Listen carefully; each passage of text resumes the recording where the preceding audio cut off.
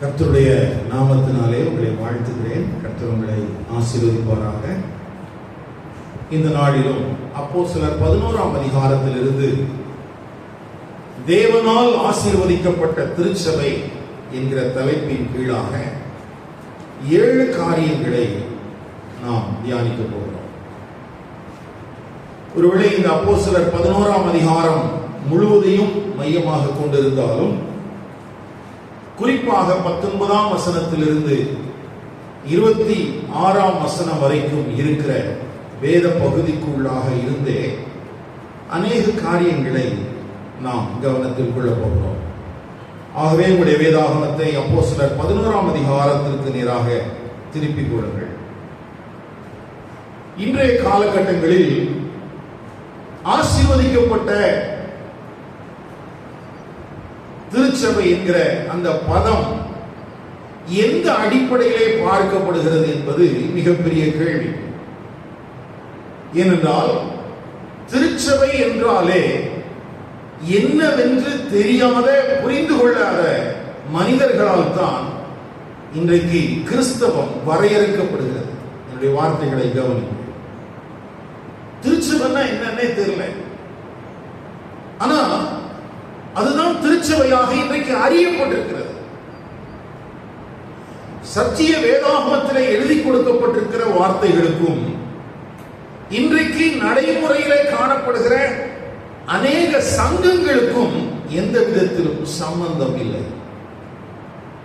அதே போலவே ஆசீர்வாதம் என்கிற வார்த்தையும் இன்றைக்கு அநேக நேரங்களிலே பெற்றுக்கொள்ளுகிற ஒன்றாகத்தான் பார்க்கப்படுகிறதே தவிர வேதத்தின் அடிப்படையில் ஆசீர்வாதம் என்றால் என்ன என்பதை இன்றைய திருச்சபை அறியவில்லை.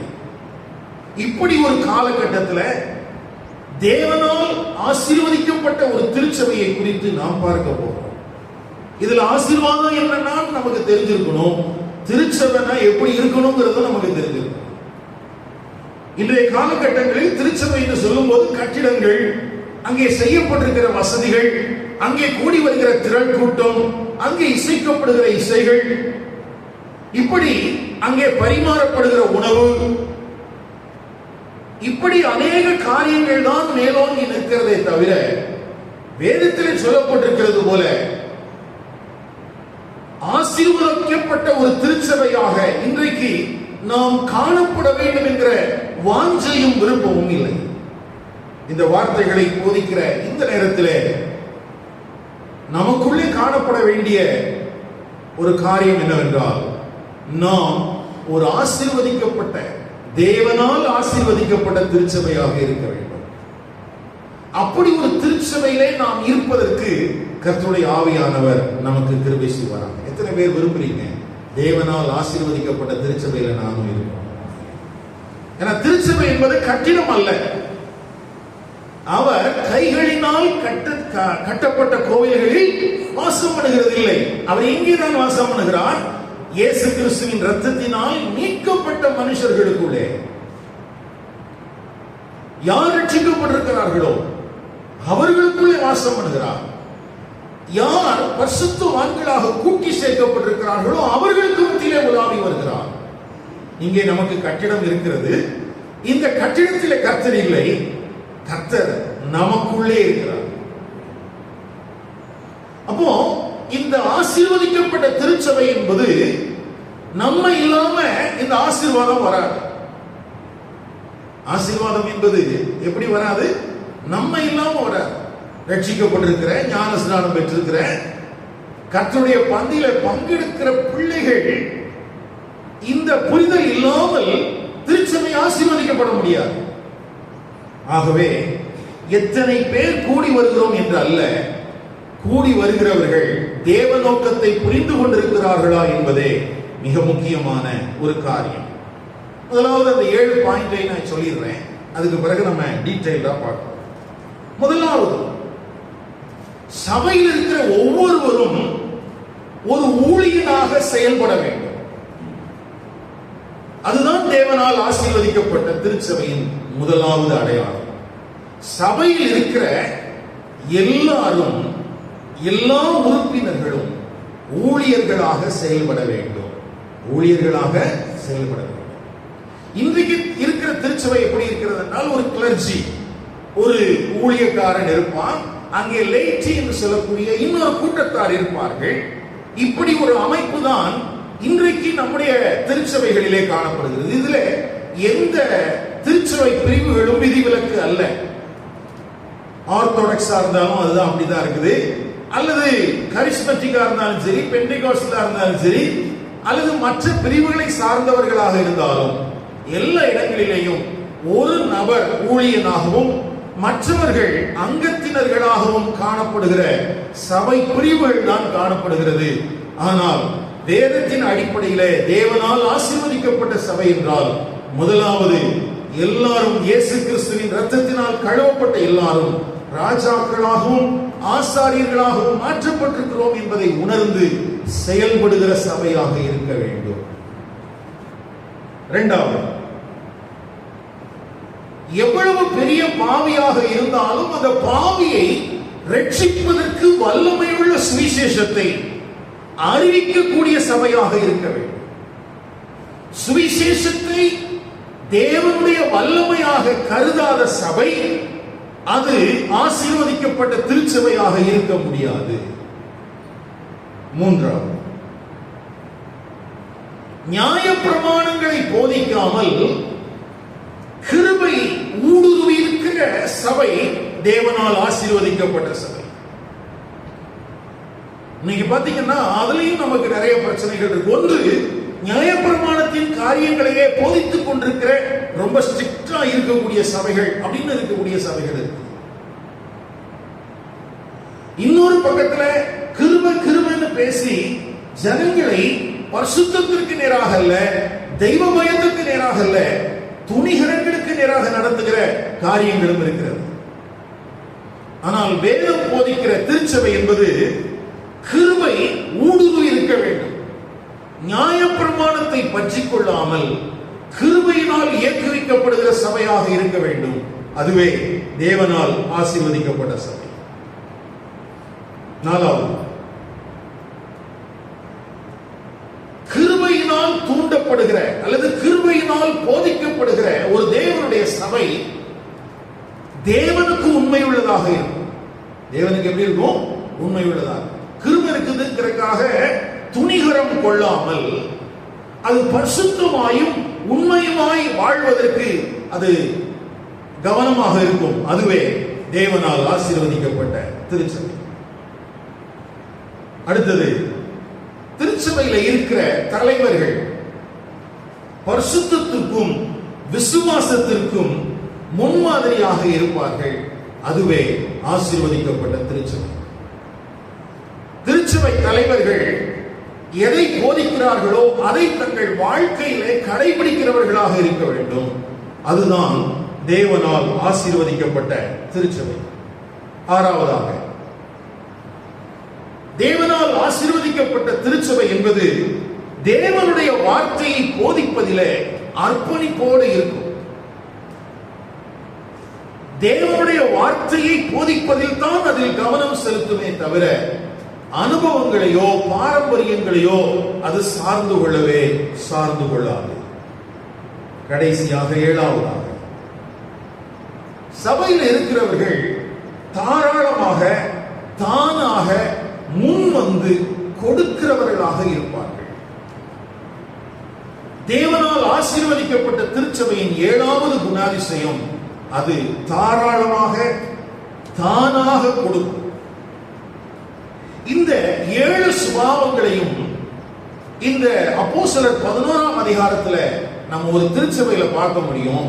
அந்த திருச்சபைக்கு பேரு அந்தியோகியா திருச்சபை. என்ன திருச்சபை? அந்தியோகியா திருச்சபை. இன்றைக்கு அநேகருக்கு எருசலேம் திருச்சபையை போல மாற வேண்டும் என்கிற ஆசை இருக்கிறது. அதனால திரும்ப திரும்ப அப்போஸ்தலர் 2ஆம் அதிகாரத்தை குறித்து பேசிக்கொண்டே இருப்பார்கள். அந்த அனுபவங்கள், அந்த எண்ணிக்கை, அங்கே கொடுக்கப்படுகிற காணிக்கைகள், இந்த மாதிரியான காரியங்கள் நம்முடைய சபையில இருக்கணும் சொல்லி அப்போஸ்தலர் 2ஆம் அதிகாரத்தை எதிர்பார்த்து பேசுகிறவர்கள் இருக்கிறார்கள்.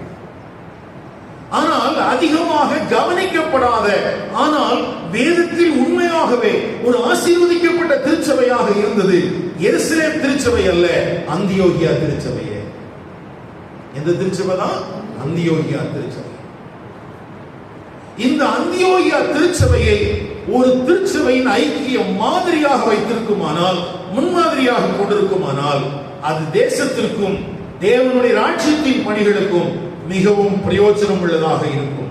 இந்த கால நேரத்திலே கர்த்தருடைய ஆவியானவர் இந்த வசனங்களை கேட்கிற நம்முடைய வாழ்க்கையில நல்ல மனம் திரும்புதலையும் கர்த்தருக்கு பயப்படுகிற பயத்தையும் தந்தருவாராக.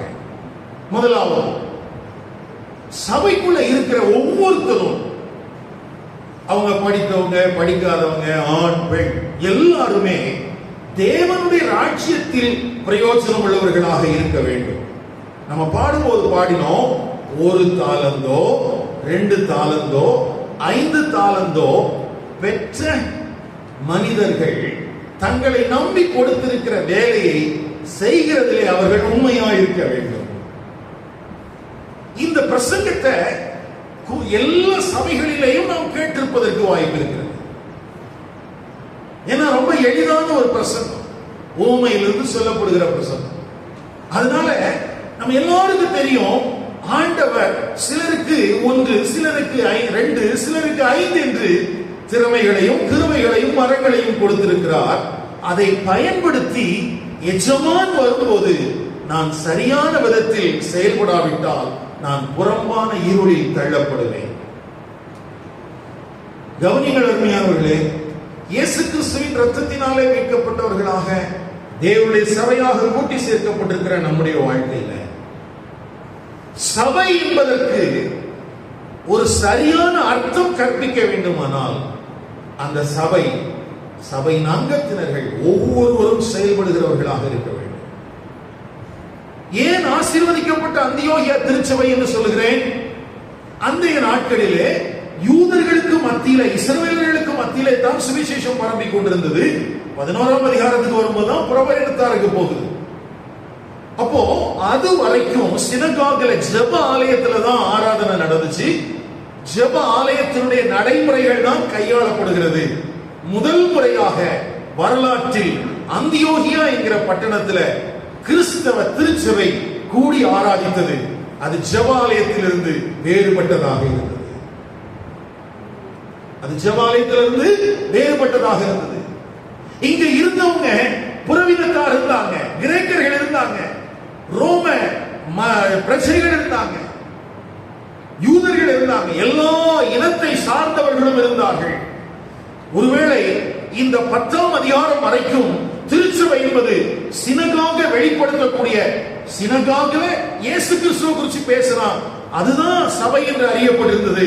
ஆனால் முதல் முறையாக ஜெபாலயம் என்கிற அந்த மாதிரியை விட்டு திருச்சபை எப்படி செயல்பட வேண்டும் என்பதற்கு அந்தியோகியா திருச்சபை ஒரு மாதிரியாக இருந்தது. இரண்டாவது, இந்த சபையில நம்ம கவனிக்க வேண்டிய காரியம் என்னன்னா, அந்த திருச்சபையில இருந்தவங்க எல்லாம் கிறிஸ்துவை விசுவாசிக்கிறவர்கள் அல்ல, கிறிஸ்துவை பின்பற்றுகிறவர்கள், கிறிஸ்துவை பின்பற்றுகிற சீஷர்கள். கவனிங்களையா, சீஷத்துவம் என்கிற ஒரு பாடத்தை குறித்து கடந்த வருடங்களிலே நாம் படித்திருக்கிறோம். நீங்கள் கிறிஸ்துவின் சீஷர்களா? கிறிஸ்துவின் சீஷர்கள் தான் முதலாக கிறிஸ்தவர்கள் என்று அழைக்கப்பட்டார்கள். அப்படிதானே இருக்கு. அப்ப அந்தியோகியா திருச்சபை என்பது கிறிஸ்துவின் சீஷர்களால் நிறைந்திருந்தது. அடுத்தது, இந்த அந்தியோகியா திருச்சபையில நம்ம பார்க்க வேண்டிய மிக முக்கியமான காரியம் என்னன்னா, இந்த திருச்சபைக்கு சுவிசேஷம் வந்த பிறகுதான், இந்த திருச்சபை தான் வெஸ்டர்ன் கண்ட்ரீஸ், ஐரோப்பாவிற்கு சுவிசேஷம் பரவுவதற்கு மிக முக்கியமான காரணம். அந்தியோகியா என்கிற ஒரு சபை இல்லாமல் இருந்திருக்குமானால் ஐரோப்பியர்களுக்கு சுவிசேஷம் கடந்து போயிருக்காது. இந்தியாவிற்கு கூட வந்திருக்கும், வந்தது. ஆனால் ஐரோப்பாவிற்கு, வெஸ்டர்ன் கண்ட்ரீஸுக்கு சுவிசேஷம் போனதுக்கு பிரதானமான காரணம் யார்தான்? ஐரோப்பா. இந்த அந்தியோகியா திருச்சபை. இதுல அடுத்து நம்ம கவனிக்க வேண்டியது என்னன்னா, இந்த சபை அப்போஸ்தலர்கள், தீர்க்கதரிசிகள், இப்படி பிரபலமான ஆட்களினாலே ஸ்தாபிக்கப்படவில்லை, மாறாக பெயர் சொல்லப்படாத ஒரு சில நபர்களாலே ஆரம்பிக்கப்பட்டது. அந்தியோகிய சபையை பேசும்போது அதனுடைய ஸ்தாபகர் யார்?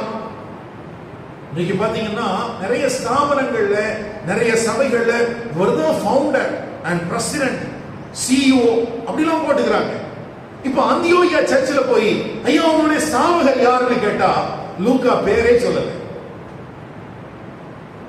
அவங்க 2 பட்டணங்களில் இருந்து உபத்திரவங்களின் நிமித்தமாய் சிதறி வந்தவர்கள். அவர்கள் யூதரா தெரியாது. ஆனா அந்த பெயர் தெரியாத மனிதர்கள் கிறிஸ்துவின் சுவிசேஷத்தை பிரசங்கித்தார்கள். அப்படித்தான் இந்த திருச்சபை ஸ்தாபிக்கப்பட்டது. 21ஆம் வசனத்தை வாசிக்கலாம். கர்த்தருடைய கரம் அவர்களோடு இருந்தது. அநேக ஜனங்கள் விசுவாசிகளாகி கர்த்தரிடத்தில் திரும்பினார்கள்.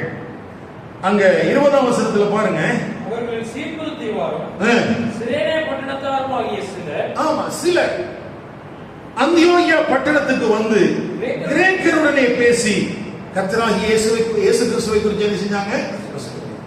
இப்போ சாதாரணமாக நம்ம ஊர்ல விசுவாசிகள்னு சொல்றோம் இல்லையா, அந்த கேட்டகரியில இருக்கிற ஆட்கள் தான் அந்தியோகியாங்கிற பட்டணத்துக்கு வந்தாங்க.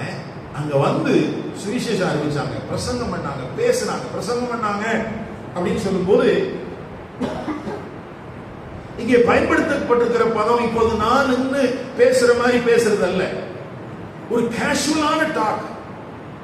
ஒரு மனிதனை சந்திக்கும் போது நாம் எப்படி பேசுவோமோ அப்படி இயல்பான ஒரு பேச்சு தான். அப்படி பேசப்பட்ட ஒரு காரியத்தில் அந்த சுவிசேஷம் அறிவிக்கிறதின் விளைவாகத்தான் இந்த சபை ஸ்தாபிக்கப்பட்டது. இதுல ரொம்ப கவனிக்க வேண்டிய இன்னொரு காரியம் என்னன்னா, இந்த சபையை குறித்து எழுதின, அதாவது இந்த அப்போஸ்தலர்கள் எழுதின லூக்கா இந்த அந்தியோகியா பட்டணத்தை சார்ந்தவன். லூக்கா எந்த பட்டணத்தை சார்ந்தவன்? அந்தியோகியா பட்டணத்தை சார்ந்தவன்.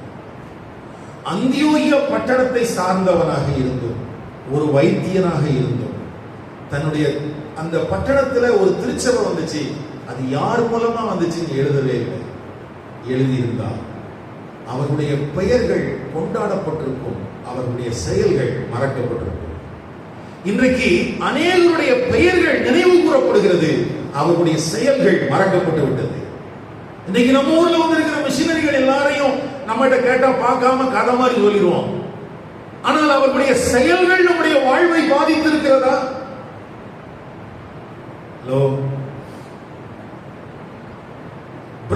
அப்படிங்கிற ஐயரை குறிச்சு நமக்கு தெரியுது, இங்க வந்த மிஷினரிகளை குறிச்சு நமக்கு தெரியுது, கால்டுவெல்லை குறிச்சு தெரியுது, போப்பு குறிச்சு தெரியுது. ஆனா அவர்களுடைய சரித்திரத்தை பார்க்காமல் பேசுகிற நமக்கு அவர்களுடைய வாழ்க்கை இதாயும் ஒரு விதத்தில் ஒரு தாக்கத்தை ஏற்படுத்தி இருக்கிறதா? தூண்டப்பட்டிருக்கிறோமா? திருநெல்வேலி மாவட்டத்தில் ஒரு பின்தங்கின பகுதியில ஊழியம் செய்து கொண்டிருந்த கால்டுவெல் கேம்பிரிட்ஜ் யூனிவர்சிட்டியில போய் பிரசங்கம் பண்றதுக்கு போறார் சாப்பல்ல.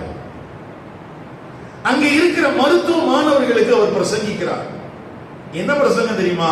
திருநெல்வேலி மாவட்டத்தினுடைய தேவைகளை குறித்து பேசுகிறார்.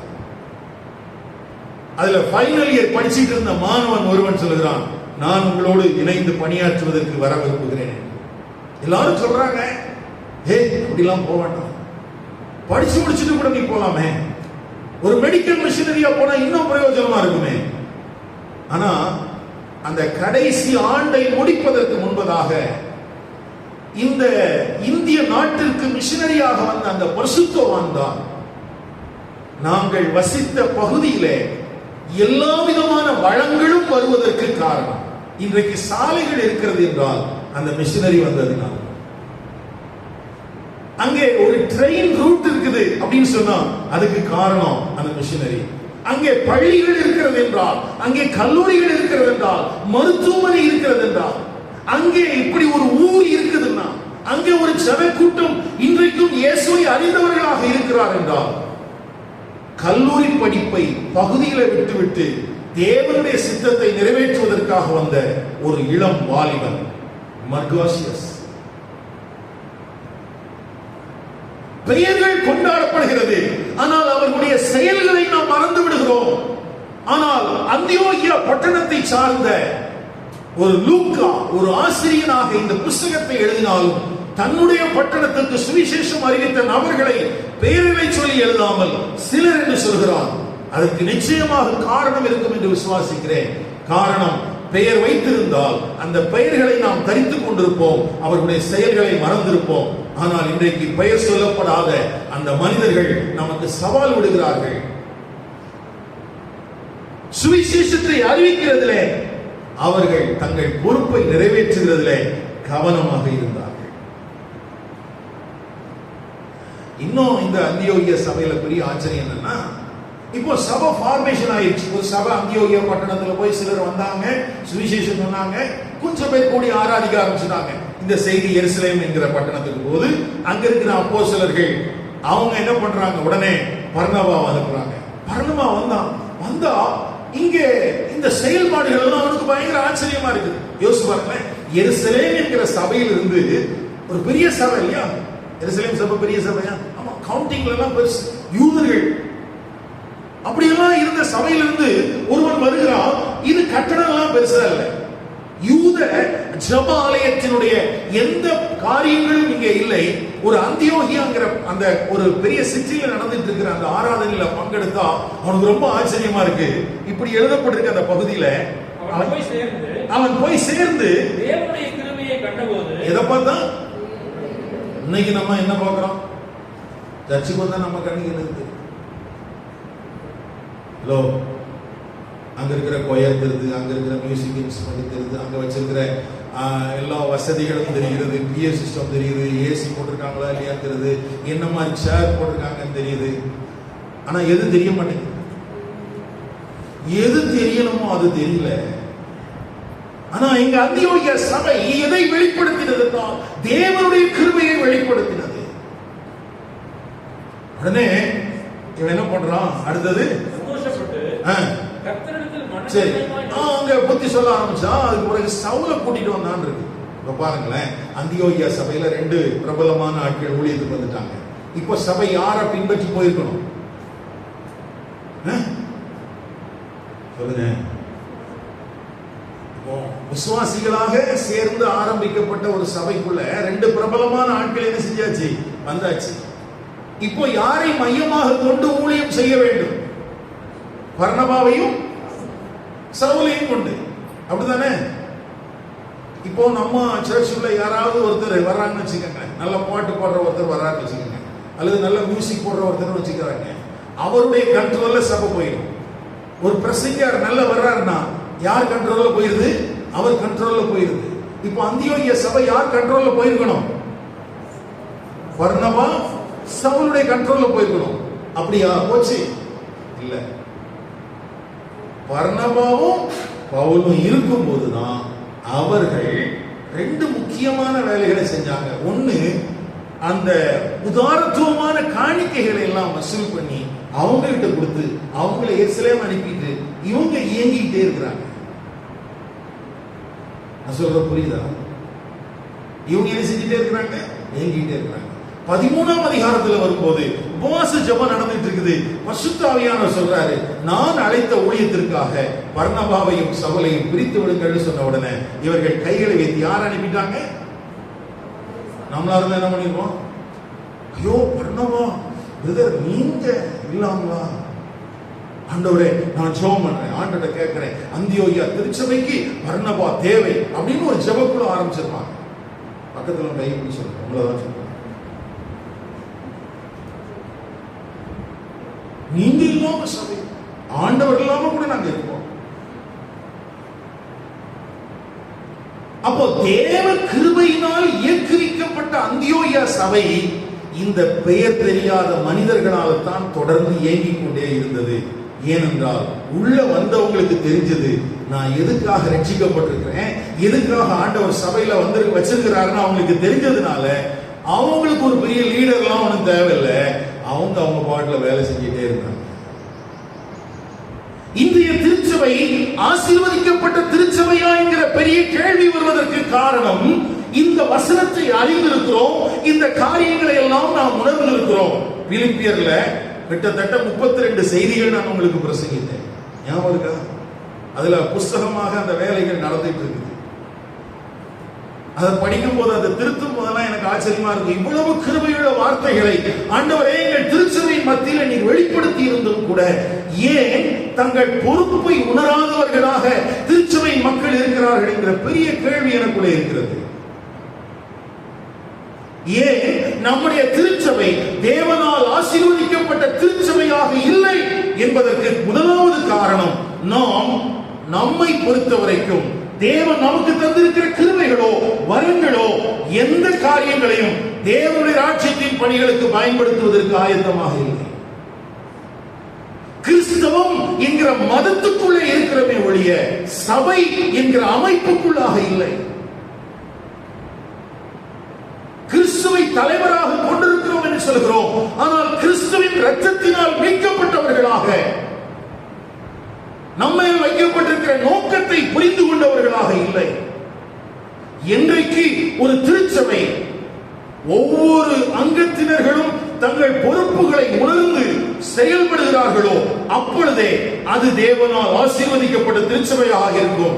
மற்றபடி அது உலகத்துக்கு தன்னை ஆசீர்வாதமாக காண்பித்துக் கொள்ளலாமே ஒழிய அது தேவனால் ஆசீர்வதிக்கப்பட்டதாக ஒரு நாளும் இருக்கவே இருக்காது. நாம் இடத்தை வாங்கலாம், கட்டிடங்களை கட்டலாம், வசதிகளை பெருக்கிக் கொள்ளலாம், எண்ணிக்கையில பெருகலாம், காணிக்கை பணங்கள் புழங்கலாம், எல்லாம் நடக்கலாம். என்றைக்கு சபையின் ஐக்கியத்துக்குள்ள இருக்கிற ஒவ்வொரு அவயவமும் நான் கிறிஸ்துவோடு கூட இணைக்கப்பட்டிருக்கிறேன், நான் அவரை மகிமைப்படுத்த வேண்டும் என்கிற எண்ணம் உள்ளதாக இருக்கிறதோ அப்பொழுதே அந்த திருச்சபை தேவனால் ஆசீர்வதிக்கப்படும். இரண்டாவது இந்த திருச்சபையினுடைய ஆசீர்வாதத்துக்கு நான் சொல்லியிருந்தேன், தேவனுடைய வல்லமையான சுவிசேஷத்தை அவர்கள் என்ன செய்யணும்? அறிவிக்கணும். இப்ப சபையா வந்துட்டாங்க. இப்ப சபையா மாறின பிறகு இவங்க என்ன பண்ணாங்க அப்படிங்கிறது ரொம்ப முக்கியம். யாரோ வந்தாங்க, சுவிசேஷத்தை சொன்னாங்க, ஒரு கூட்ட ஜனங்கள் ரட்சிக்கப்பட்டாங்க, சபையாக உருவாயிருச்சு, பாட்டு பாடினாங்க, ஆராதிச்சாங்க, காணிக்கை எடுத்தாங்க, பிரசங்கம் பண்ணினாங்க அப்படின்னு போயிடுச்சா? இல்ல வேற ஏதாவது ஃபங்க்ஷனிங் இருந்துச்சா? ஒருவேளை அந்தியோகியா என்கிற பட்டணம் ரொம்ப பாதுகாப்பான ஒரு பட்டணமாக இருந்திருக்குமா அப்படின்லாம் நமக்குள்ள கேள்வி எழும்புவதற்கு வாய்ப்பு இருக்கு. அன்றைய காலத்தின் ரோம அரசாங்கத்திற்கு கீழே இருந்த நாடுகளில், பட்டணங்களில் இது 3வது பெரிய பட்டணம். அந்தியோகியா என்பது ரோமன் எம்பையர்ல எத்தனாவது பட்டணம்? 3வது பெரிய பட்டணம். இது ஒரு கிராஸ் ரோடு, அதாவது வியாபாரத்திற்காக அல்லது வேற எந்த காரியத்திற்காக பயணிக்கும் போது ஐரோப்பாவுக்கும் ரோமாபுரிக்கும் நடுவாக இருந்த ஒரு முக்கியமான பட்டணம். இப்ப நம்ம ஊர்லயும் பாத்தீங்கன்னா சில ஊர்கள் இருக்கும், அந்த ஊர்ல எந்த விதமான தொழில் ஆதாரங்களும் இருக்காது, ஆனால் மற்ற நகரங்களை இணைக்கக்கூடிய ஒரு பகுதியாக இருக்கும். மற்ற பகுதிகளை என்ன செய்யும்? இணைக்கக்கூடிய பகுதியாக இருக்கும். அங்க வந்தாதான் எந்த ரூட்டுக்கா இருந்தாலும் பஸ் போக முடியும், டிராவல் பண்ண முடியும் அப்படிங்கிற சூழல் இருக்கும். இப்ப ஈரோட பொறுத்த வரைக்கும் ரயில்வேல அப்படிதான், ஒரு கிராஸ் ரோடு. எந்த பகுதியிலிருந்து வரக்கூடிய ட்ரெயினும் எந்த வழியா தான் போகும்? ஆமா. அப்போ இந்த பயணம் இந்த பட்டணத்தின் வழியாகத்தான் போக வேண்டும் என்பது போல அந்தியோகியா என்பது இப்படி பயணத்துல ஒரு முக்கியமான ஒரு பகுதி இருக்கு. இந்த பயணம் இருக்குதுன்னு சொன்னாலே பல தரப்பட்ட மக்கள் இருப்பாங்க, அதை மறந்துடக்கூடாது. அநேக இடத்துல இருந்து டிராவல் பண்றதுனால ஜனங்கள் என்ன செய்வாங்க? அங்க தங்கியிருப்பாங்க. அப்ப பல மொழிகள் பேசக்கூடியவர்கள் இருந்தாங்க, பல தெய்வ வணக்கங்கள் இருந்துச்சு. இன்னும் சொல்ல போனா அன்றைக்கு அப்பல்லோ என்று சொல்லக்கூடிய ஒரு தெய்வத்தை ஆராதிக்கிறவர்கள் இந்த அந்தியோகியா பட்டணத்தில் இருந்தாங்க. நம்ம ஊரை போலவே அங்கே தேவதாசிகள் இருந்தார்கள். விபச்சாரத்திற்கும் அசுத்தமான பாவங்களுக்கும் அந்தியோகியாவில் ஒரு குறைவும் கிடையாது. இன்றைக்கு அநேக நேரத்தில் நம்முடைய தேசத்துல பட்டணத்துல இருக்கிற பாவமான காரியங்களை அல்லது இங்கே இருக்கிற விக்கிரக வணக்கங்களை சொல்லி நாம் தப்பித்துக் கொள்கிறோம். இங்க இப்படிலாம் இருக்கிறதுனால ஒண்ணும் செய்ய முடியல, இங்க இப்படிலாம் இருக்கிறதுனால ஒண்ணும் சாதிக்க முடியல. நல்ல கவனிங்க. அப்படின்னா அந்தியோகியா பட்டணத்திலையும் இன்றைக்கு நம்முடைய பட்டணத்துல என்னவெல்லாம் இருக்கிறதோ விக்கிரக ஆராதனை இருந்தது, அசுத்தமான பாவ பழக்கங்கள் இருந்தது, தேவதாசி முறை இருந்தது. ஒரு மல்டி கல்ச்சுரலான ஜனங்கள் அந்த இடத்துல வந்து கூடிட்டு இருந்தாங்க. இது எல்லாம் இருந்தாலும் அங்கேதான் இந்த கிறிஸ்துவின் சுவிசேஷம் பரம்பி பலன் கொடுத்தது. அப்படின்னா அந்த திருச்சபையின் மக்களுக்கு இந்த சுவிசேஷத்தினுடைய வலிமை தெரிந்திருந்தது. கிறிஸ்துவின் சுவிசேஷத்தினுடைய வலிமை தெரிந்தது. உங்களுக்கு தெரியுமா, எந்த மனுஷனையும் பிரகாசிப்பிக்கிற மெய்யான ஒளி இயேசு என்று சொல்கிறோம். ஆனால் அந்த மெய்யான ஒளியான அந்த இயேசுவை குறித்த செய்தியை மற்றவர்களுக்கு கொண்டு போய் சேர்த்து அவர்களை இருளிலிருந்து விடுவிப்பதற்கு நாம் ஏதாகிலும் செய்திருக்கிறோமா? புது வருஷத்துல நிறைய தீர்மானங்கள்லாம் எடுத்திருக்கோம். ஆண்டவரே, இந்த வருஷத்துலயாவது உங்களுக்கு பிரயோஜனமா வாழ்ந்துருக்கீங்க. 2 மாசம் முடிய போகுது, பிரியமா வாழ்றோமா? தீர்மானங்களாகவே இருக்கிறதா? தீர்மானங்கள் செயல்படுத்தப்பட்டிருக்கிறதா? இந்த 2026வது வருடத்தில் எத்தனை பேருக்கு நீங்கள் சுவிசேஷத்தை அறிவித்தீர்கள்? கிறிஸ்துவை குறித்து நீங்கள் பேசினீர்கள்? ஐயா, இந்த திருச்சபை ஒரு கான்ஃபரன்ஸ் எல்லாம் நடத்தி அல்லது ஒரு குருசேட் நடத்தி அப்படி இவர்கள் பிரசங்கித்ததாக இல்லை. நீங்க எருசலேம் சபையை பொறுத்த வரைக்கும் பேதுரு ஆவியில நிறைந்து தேவாலயத்தில் நின்று முழங்கி இருப்பான். அங்கே ஜனங்கள் ரட்சிக்கப்பட்டார்கள். ஆனால் அந்தியோகியா திருச்சபையை பொறுத்த வரைக்கும் எந்த மாஸ் குருசேடும் பண்ணல. ஏன்னா இங்க பெரிய பெரிய தலைவர்கள் இல்ல, சாதாரணமான இயேசு கிறிஸ்துவை பின்பற்றுவதற்கு தங்களை ஒப்புக் கொடுத்த பரிசுத்தவான்கள் அடங்கியிருந்த திருச்சபை. அவர்களுக்கு மத்தியில தேவ கிருபை இருந்தது. அங்கே யாராயிலும் வந்தால் அவர்கள் கண்களுக்கு முதலாவது இவர்களுக்கு மத்தியில இருக்கிற தேவனுடைய கிருபை தான் தெரியும். அப்படின்னா என்ன அர்த்தம் தெரியுமா? உள்ள இருக்கிற ஆட்கள் யாரும் தகுதியின் அடிப்படையிலே இல்லை. மாசம் இல்லையா, பரணமா எதை பார்த்தா? தேவனுடைய கிருபையை பார்த்தா. அப்படின்னா என்ன அர்த்தம்னா, வெளி தோற்றத்துல இவங்களை எல்லாம் ஜெபாலயத்துக்குள்ளேயோ ஆலயத்துக்குள்ளேயோ வைத்துக் கொள்ளக்கூடிய நபர்களாக தோற்றத்தில் இல்லை. பார்த்த உடனே இவனா ரட்சிக்கப்பட்டிருக்கிறான் அப்படிங்கிற மாதிரிதான் தெரிஞ்சது.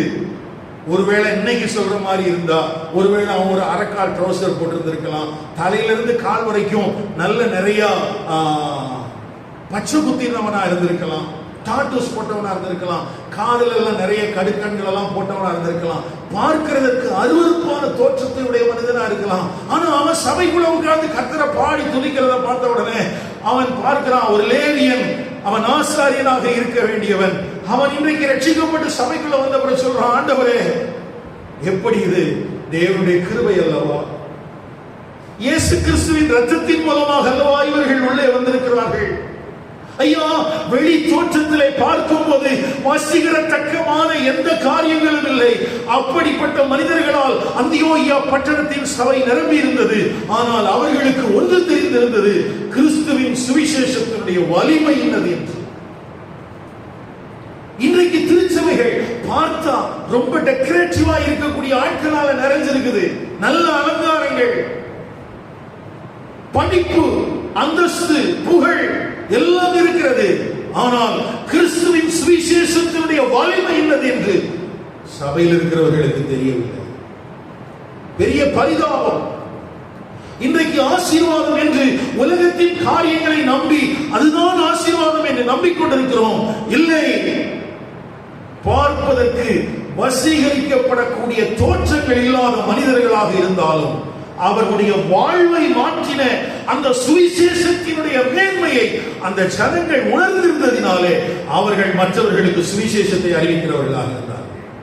அவங்களுக்கு ஒன்று தெரிஞ்சது, என்னையே இந்த சுவிசேஷம் மாத்திருச்சே, இது தேவனுடைய கிருபை அல்லவா, இது தேவனுடைய அன்பு அல்லவா அப்படின்னு சொல்லி அவன் அடிச்சுட்டான். ஐயோ, இந்த தேவனையா, இந்த தேவனுடைய சுவிசேஷமா. ஆனா இன்னைக்கு நமக்கு என்ன தெரியுமா, நல்லா எவ்வளவு பெரிய குடும்பத்துல பிறந்தவங்க, எங்களுடைய பின்னணி எல்லாம் தெரியுமா, எங்க ஊர்லயே நாங்க தான் அப்படிலாம் நம்ம நினைச்சிட்டு சர்ச்சுக்குள்ள இருக்கிறதுனால என்னை மாற்றின இந்த சுவிசேஷத்தினுடைய வலிமை இன்னது என்று எனக்கு புரியவே இல்லை. என்னுடைய தகுதியற்ற நிலையை நான் உணராததினால், தேவன் எனக்கு என்ன செய்திருக்கிறார் என்பதை நான் அறியாததினால், ஒருவேளை இந்த சுவிசேஷத்தினாலே எனக்கு ஒரு வாழ்வின் மேன்மை கிடைத்திருக்கலாம், எனக்கு படிப்பு கிடைச்சிருக்கலாம், நல்ல அந்தஸ்து கிடைச்சிருக்கலாம், நல்ல வாழ்க்கை கிடைச்சிருக்கலாம், அதற்காக கர்த்தருக்கு ஸ்தோத்திரம். ஆனால் இவையெல்லாம் கிறிஸ்துவின் நிமித்தமே எனக்கு கிடைத்தது என்கிற புரிதல் தேவ ஜனங்களுக்குள், சபைக்குள் இருக்கிற ஜனங்களுக்குள் இல்லாததினால் தங்களை முன்னிலைப்படுத்துகிறார்களே ஒழிய தங்களுக்கு இந்த வாழ்வை கொடுத்த தேவனை அவர்கள் முக்கியப்படுத்தவே இல்லை. இஸ்ரவேல் ஜனங்களின் வாழ்க்கையிலே இது நடந்தது. எப்பொழுதெல்லாம் தாங்கள் எளியவர்கள் என்று உணர்ந்தார்களோ அப்பொழுதெல்லாம் தேவனை விசுவாசித்தார்கள், தேவனை உயர்த்தினார்கள். எப்பொழுதெல்லாம் தாங்கள் சிறந்தவர்கள் என்கிற எண்ணம் இருந்ததோ அப்பொழுதெல்லாம் மற்றவர்களை அடிக்கிறவர்களாக, உபத்திரவப்படுத்துகிறவர்களாக இருந்தார்கள். இன்றைக்கும் நம்முடைய தேசங்களிலே நடக்கிற யுத்தத்துக்கு பின்பதாக இஸ்ரவேல் என்கிற பெயர் உச்சரிக்கப்படுவதற்கு காரணம் என்ன? இஸ்ரவேல் சொன்ன உடனே நிறைய பேருக்கு துடிச்சிடறாங்க. நல்ல கவனிச்சுக்கங்க. இஸ்ரவேலுக்காக நீண்ட நாட்களாக ஜெபித்தேன், ஜெபிக்க தூண்டுகிறேன். ஆனால் இன்றைக்கு காணப்படுகிற யுத்தத்தில் ஜனக்கூட்டங்களை கொன்று குவிக்கிற இஸ்ரவேலுக்காக அல்ல, இஸ்ரவேலின் மேய்ப்பரும் இஸ்ரவேலின் இரட்சகருமாகிய தேவனை விசுவாசிக்கிற இஸ்ரவேலுக்காக. இது தேவனை மறந்த கூட்டம், தேவனுடைய வார்த்தையை மறந்த கூட்டம். அப்போ நம்ம யாருன்னு தெரியல, அவங்களுக்கு தெரியணும். பென்ஜமின் நெதன்யாகுக்கு ஏன் தெரியலன்னா, அவனுக்கு ஆபிரகாம் யார் என்கிற அந்த வம்சவழியின் காரியங்கள் தெரியல, ஆண்டவருடைய வசனம் தெரியல. ஆண்டவர் தெளிவா சொன்னார், நீ ஜனம் பெருத்தவன் அல்ல, நீ கொஞ்ச ஜனம்.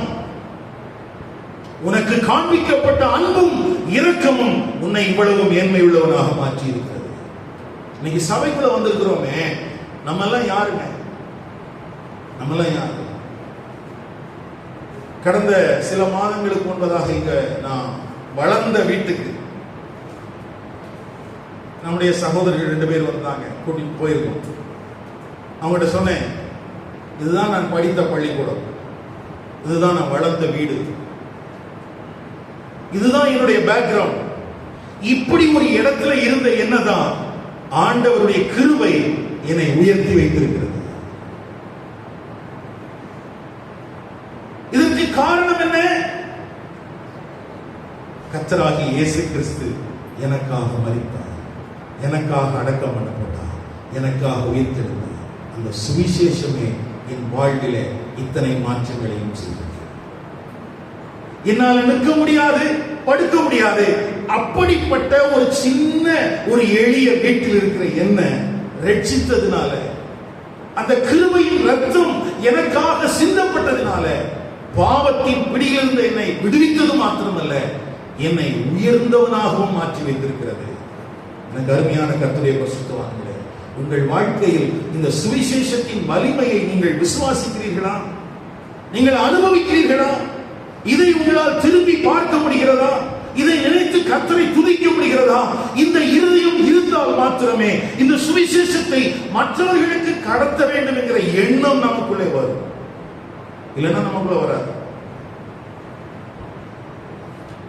சுவிசேஷத்தினாலே நமக்குள்ளே வந்த மாற்றங்களை குறித்த ஒரு சரியான புரிதல் நமக்குள்ளே இல்லாததினால் சுவிசேஷத்தை மற்றவர்களுக்கு நாம் கொண்டு செல்கிறதிலே நாம் குறைவுள்ளவர்களாக இருக்கிறோம்.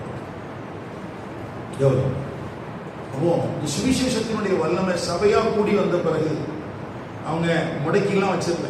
அதனாலதான் எருசலேம்ல பிரச்சனைனா உடனே ஆனந்தம் இல்ல, ஆண்டவரை சொல்றாரு, தங்களுக்கு வசனத்தை போதித்துக் கொண்டிருந்த பவுலும் பர்னபாவும் தனக்கு தேவைன்னு சொன்ன உடனே பரவாயில்ல ஆண்டவரே அப்படின்னு சொல்லி அனுப்பி வைக்கிறான்.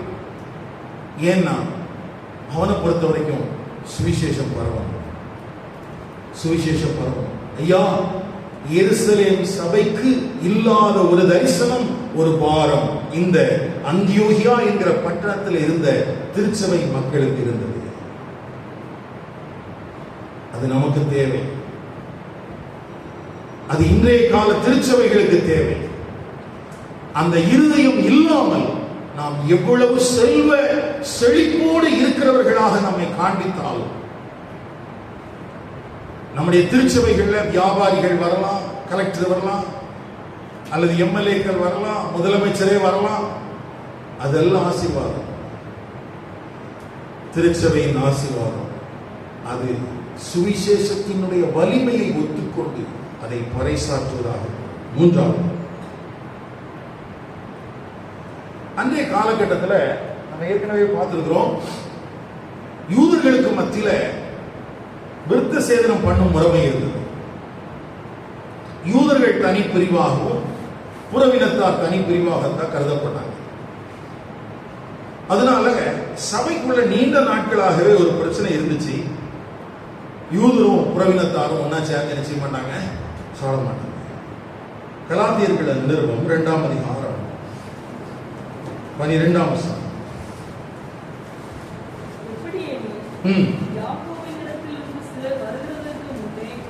அவன் புறஜாதியாருடனே சாப்பிட்டான்.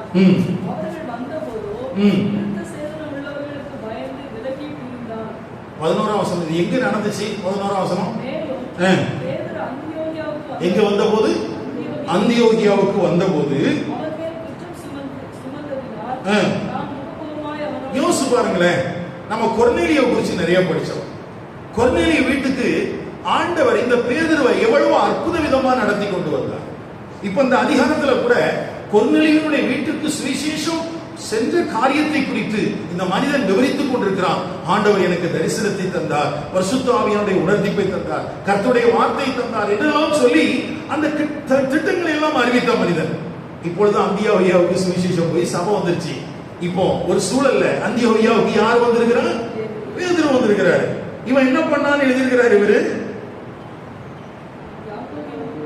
புறஜாதியாருடனே அவர்கள் வந்தபோதோ விருத்த சேதனம் உள்ளவர்களுக்கு பயந்து விலகி பிரிந்தார்.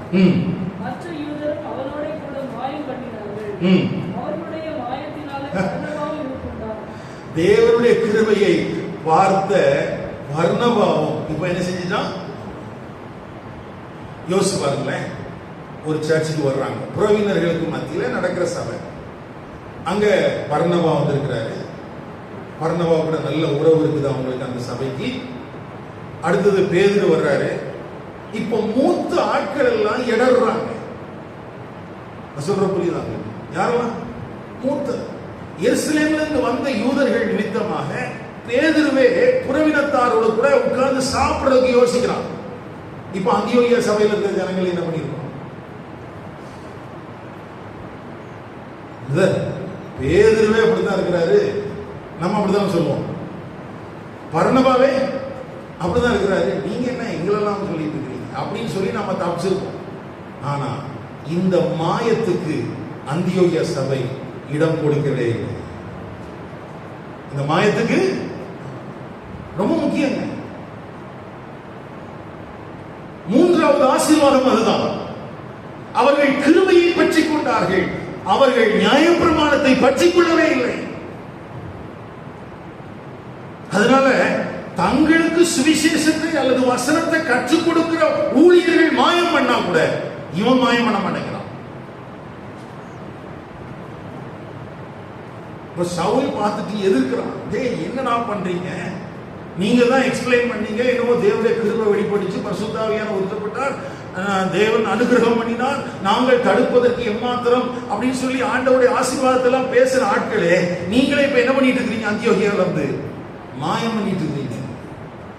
அப்போ எருசலேமில் இருக்கிற ஜனங்கள், யூதரும் புறவினத்தாரும் ஒன்றாக்கப்பட்டிருக்கிறார்கள், கிறிஸ்துவின் இரத்தத்தினாலே ஒன்றாக்கப்பட்டிருக்கிறார்கள் என்கிற காரியத்தை சரியாக புரிந்து கொள்ளாமல் இருந்தது நிமித்தம் பேதுருவுக்கும் பர்னபாவுக்கும் கூட தடுமாற்றம் வருகிறது. ஆனால் அந்தியோகியா திருச்சபை தடுமாறவே இல்லை. ரொம்ப முக்கியம். நம்ம ஈஸியா சொல்லிடுறோம், பிரதர் பெரிய பெரிய ஆட்களே இப்படிதான் இருக்கிறாங்க, நாங்க என்ன பண்றது பிரதர்? இருக்கிறீங்களா? யாரும் இருந்துட்டு போறாங்க.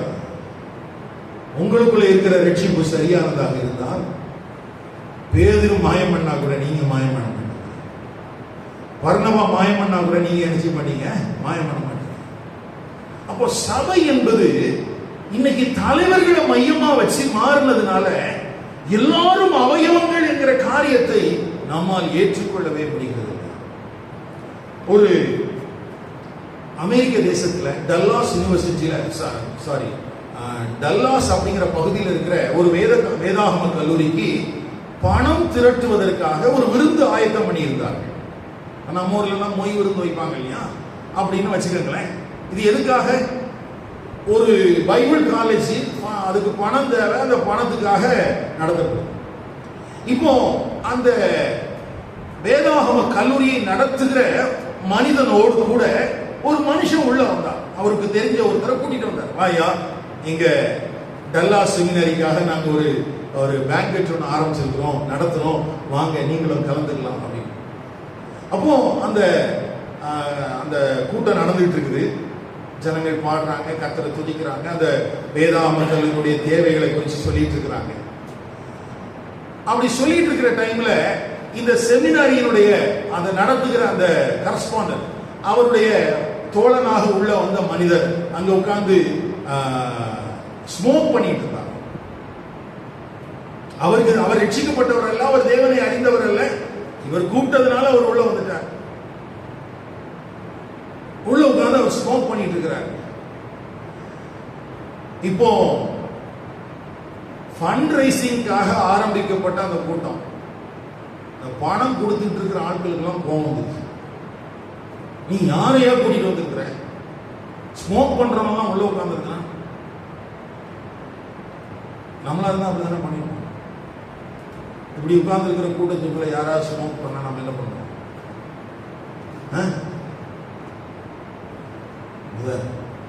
அதெல்லாம் பாவம் இல்லையா? இப்ப நம்ம என்ன சொல்ல விரும்புறோம் அதை குறித்து ஸ்டீவன் கோல் அப்படிங்கிற அந்த ஊழியர் என்ன சொல்றாருன்னா, அவன் வெளியே தெரிஞ்சு கிறிஸ்துவ தெரியாததுனால அவன் செஞ்ச விஷயம் உங்களுக்கு பெருசா தெரியுது. கிறிஸ்துவ தெரிஞ்சும் நீ மறைமுகமா செஞ்சிட்டு இருக்கிற அநேக அசுத்தங்கள் உணவுல மறைஞ்சிருக்குதே, அதை குறிச்சு நீ என்ன செய்யவே இல்லை. நான் சொல்ற புரியுது? அவனுக்கு யார தெரியாது? கிறிஸ்துவ தெரியாது. அவன் செய்யற பாவம் உனக்கு எப்படி தெரியுது? வெளியே தெரியுது. அதனால நீ என்ன சொல்ற? இவனையா அப்படிங்கிற. ஆனா நீ கிறிஸ்துவ தெரிஞ்சவன், உனக்குள்ள என்ன இருக்குது? பாவம் இருக்குது. ஆனா உன்னுடைய பாவத்தை குறிச்சு நீ என்ன செய்யறதே இல்லை. அது என்னுடைய பலவீனம். நமக்கு வந்தா பலவீனம், மற்றவர்களுக்கு வந்தா சொல்லுங்க. இப்ப நம்ம எதை பற்றிக் கொள்கிறோம்? அதனால தானே நம்ம நகை போட்டா ஞானஸ்நானம் கொடுக்கறது இல்லை, பூ வச்சா கம்யூனியன் கொடுக்கறது இல்லை. ஏன்னா நம்முடைய பரிசுத்தம் எங்கதான் இருக்குது? காது குத்துறதுலையும் பூ வைக்கிறதுலையும் தான் இருக்கு. பக்கத்தில் கை பிடிச்சு நம்மளதான் சொல்றாங்க.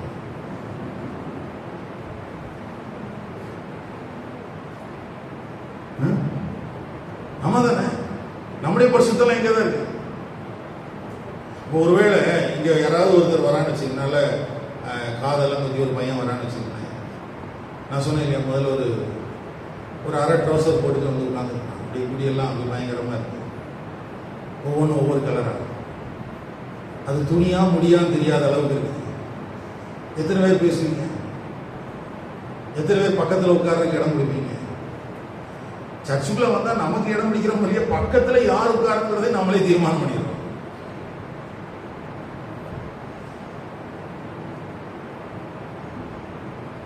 கவனிங்க, நம்ம யாரும் நம்முடைய தகுதியின் அடிப்படையில் இங்க வரல. நம்முடைய தகுதியின் அடிப்படையில் இந்த தாத்தா அதெல்லாம் இல்லை. ஆண்டவர் கிருபையா நம்மளை ரட்சித்ததுனால நம்ம எங்க இருக்கிறோம்? சபைக்குள்ள இருக்கிறோம். எல்லா தாத்தாவுடைய பேரனும் சர்ச்சுக்குள்ள இல்லை. எல்லா தாத்தாவுடைய பேரனும் சர்ச்சுக்குள்ள இல்ல, தேவன் கிருபையாக அவர் இரக்கத்தில் ஐஸ்வர்யம் உள்ளவராய் இருந்ததுனால அவருடைய அன்புனால உங்களை என்னை எங்க வச்சிருக்கிறாரு. அது அவருடைய பெருந்தன்மை. என்னெல்லாம் ஊழியத்தில் வச்சிருக்கிறாருன்னா அவருடைய பெருந்தன்மை.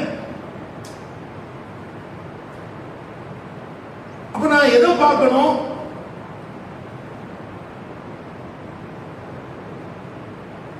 ஏன்னா ரோமர் 15ஆம் அதிகாரம் 7ஆம் வசனம்,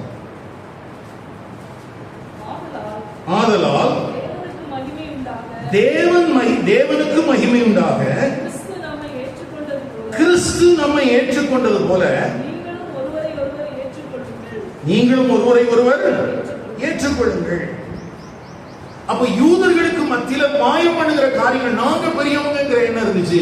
ஆனா அந்தியோகியா திருச்சபைக்குள்ள இந்த பிரச்சனை வரவே இல்லை.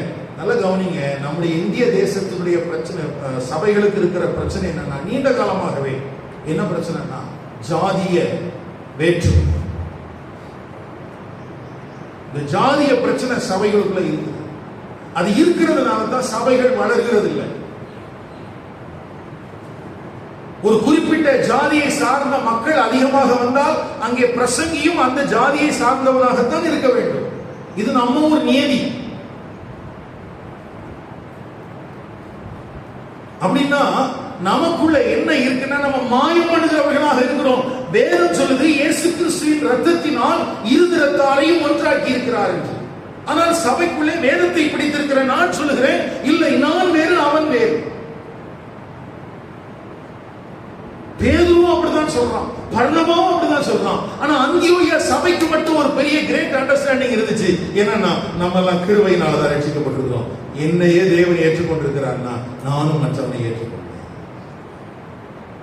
மூணாவது காரியம், அப்போ தேவனால் ஆசீர்வதிக்கப்பட்ட திருச்சபை என்பது நியாயப்பிரமாணத்தை பின்பற்றி அல்ல, அது கிருபையை பின்பற்றி இருந்தது. நாலாவதாக 11ஆம் அதிகாரம் 26ஆவது வசனம், அவர்கள் ஒரு வருஷ காலமாய் சபையோட கூடியிருந்து அநேக ஜனங்களுக்கு உபதேசம் பண்ணினார்கள். முதல் அந்தியோகியாவிலே சீஷர்களுக்கு கிறிஸ்தவர்கள் என்கிற, நல்ல கவனிங்க, சுவிசேஷம் சொன்னது மட்டும் இல்ல, இப்ப சபையா ஃபார்ம் ஆன பிறகு உபதேசம் பண்றாங்க. என்ன பண்றாங்க? உபதேசம் பண்றாங்க. உபதேசம் பண்ணதுனால அவர்கள் சீஷர்கள் என்று அழைக்கப்பட்டார்கள். அவர்கள் கிறிஸ்துவின் சீஷர்களா இருந்தனால அவங்களுக்கு பேரு கிறிஸ்தவர்கள். இந்த கிறிஸ்தவர்கள்ங்கிற பேர் எப்படி வருது? முதல்ல ஒரு மனுஷன் ரட்சிக்கப்படுறான், பிறகு அவனுக்கு அந்த உபதேசம் பண்ணப்படுகிறது. அந்த உபதேசத்துக்கு அவன் கீழ்ப்படிந்ததின் அடிப்படையிலே தான் அங்கே அடுத்த கட்டத்துக்கு அவன் என்ன செய்யறான்? கிறிஸ்தவனாக மாறுகிறான். இன்னைக்கு கிறிஸ்தவனா மாறுறதுதான் ஈஸி. ஒரு சில்வர் இருக்கிற டாலர் செயினை போட்டாச்சுன்னா எங்க வந்துடலாம். ஆனா அங்க அப்படி வரல. கிறிஸ்துவின் போதனைகள் எதை மையமாக கொண்டிருந்தது? சிம்பிளா நான் சொல்லிடுறேன். தீத்து 2ஆம் அதிகாரம் 12ஆம் வசனம் 13ஆம் வசனம். தீத்து 2ஆம் அதிகாரம், லௌகீக இச்சைகளையும் வெறுத்து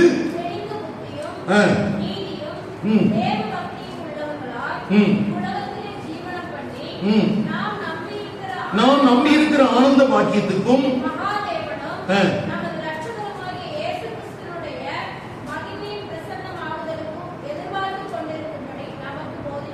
ஆமா, என்ன உபதேசம் பண்ணிருப்பாங்க? பர்னபா வந்தாரு, உபதேசம் பண்ணாரு. அடுத்து பவுல் வந்தாரு, உபதேசம் பண்ணாரு. என்ன உபதேசம் பண்ணிருப்பாங்க? இதான் சொல்லிருப்பாங்க. நாம் இந்த உலகத்திற்குரியவர்கள் அல்ல, நம்முடைய குடியிருப்பு பரலோகத்தில் இருக்கிறது. ஆகவே அதற்கு ஏற்றாற் போல இயேசு கிறிஸ்துவினுடைய வருகைக்காக அவரோடு காத்துக் கொண்டிருக்கும்படி அந்தியோகியா பட்டணத்தின் சபையாருக்கு திரும்ப திரும்ப போதிக்கப்பட்டது. அவர்கள் அதை விசுவாசித்தார்கள், அதற்கு அவர்கள் கீழ்ப்படிந்தார்கள். ஆகவே அவர்களுக்கு பெயர் கிறிஸ்தவர்கள். இன்னைக்கு நம்ம தான் கிறிஸ்தவர்கள். ஏன்னா நம்ம சர்டிபிகேட்ல கிறிஸ்தவர்கள் போட்டு, சர்டிபிகேட்ல கிறிஸ்தவன் போடுறதே தவிர நம்முடைய வாழ்க்கையில கிறிஸ்தவர்களாக இல்லை. காரணம், வேதம் போதிக்கிற காரியங்களின்படியான வாழ்க்கை நம்மிடத்தில் இல்லை. ஆனா நம்ம சொல்றோம் ஆசீர்வதிக்கப்பட்ட ஒரு சபையில இல்ல. தேவனால் ஆசீர்வதிக்கப்பட்ட ஒரு திருச்சபைக்குள்ளே ஒரு தேவனுடைய பிள்ளை இருக்க வேண்டுமானால், அல்லது அந்த சபை ஆசீர்வதிக்கப்பட்ட திருச்சபையாக இருக்க வேண்டுமானால் அங்கே இருக்கிற மக்களுக்குள்ளே ஒரு புரிதல் இருக்க வேண்டும். உபதேசிக்கப்படுகிற காரியங்களுக்கு ஏற்றாற் போல அவர்கள் அதை ஏற்றுக்கொண்டு அதற்கு ஏற்றார் போல வாழ வேண்டும். ரொம்ப முக்கியம். கிறிஸ்தவர்கள் என்கிற பேரு எப்படி வந்துச்சு அப்படிங்கிறதுக்கு நிறைய ஒவ்வொருத்தர் ஒவ்வொரு விதமான அபிப்பிராயங்களை சொல்றாங்க. இப்ப பார்த்தாலும் கிறிஸ்துவ குறிச்சியே பேசிட்டு இருந்ததுனால உங்களுக்கு பேர் கிறிஸ்தவம். ஆனா வசனத்துல சொல்லி இருக்குது கிறிஸ்துவை பின்பற்றுகிறதுனாலே இவர்கள் கிறிஸ்தவர்கள். எப்ப பார்த்தாலும் பேசுறாங்க, எப்ப பார்த்தாலும் இந்த அந்தியோகியா சபை கிறிஸ்துவை சுவிசேஷத்தை அறிவித்துக் கொண்டே இருந்தது, ஆகவே இவர்கள் கிறிஸ்தவர்கள். சந்தைக்கு போனா பேசுவாங்க, கல்யாணத்துக்கு போனா பேசுவாங்க, போகிற இடத்துல எந்த மனிதர்களை பார்த்தாலும் கிறிஸ்துவை குறித்து பேசினார்கள், ஆகவே இவர்களுக்கு பேர் கிறிஸ்தவர்கள். இன்னைக்கு நம்ம பொட்டு வைக்காததுனால, பூ வைக்காததுனால, நகை போடாததுனால, நம்ம போட்டுக்கிற ட்ரெஸ்னாலதான் கிறிஸ்தவர்கள் சொல்றானே தவிர நம்முடைய செயல்பாடை பார்த்தா இல்ல.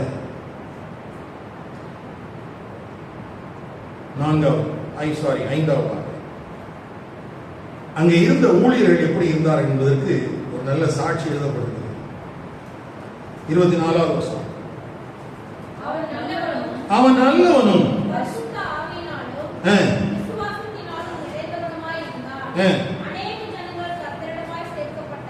நல்ல கவனிங்க. இப்போ அங்க இருந்த தலைவன் எப்படிப்பட்டவனாக இருந்தான் என்றால் நல்லவனாக இருந்தான், பரிசுத்த ஆவியினாலும் விசுவாசத்தினாலும் நிறைந்தவனாக இருந்தான். இப்போ அங்க இருந்த சவுலாக இருந்தாலும் சரி, பர்னபாவாக இருந்தாலும் சரி, ரெண்டு பேருமே தங்களுடைய வாழ்க்கையை, தங்களுடைய சாட்சியுள்ள வாழ்க்கையை மற்றவர்களுக்கு காண்பித்தார்கள். ஆனா இன்னைக்கு அதுலயும் பிரச்சனை வந்துருச்சு. பிரசங்கத்தை பாருங்க பிரதர், வாழ்க்கையை பார்க்காதீங்கன்னு சொல்ற நிலைமைக்கு வந்துட்டோம். அப்படி அல்ல. தேவனால் ஆசீர்வதிக்கப்பட்ட திருச்சபை நல்ல தலைவர்களை, நல்ல சுபாவம் உள்ள தலைவர்களை உடையதாக இருக்க வேண்டும். சொல்ற புரியுதா?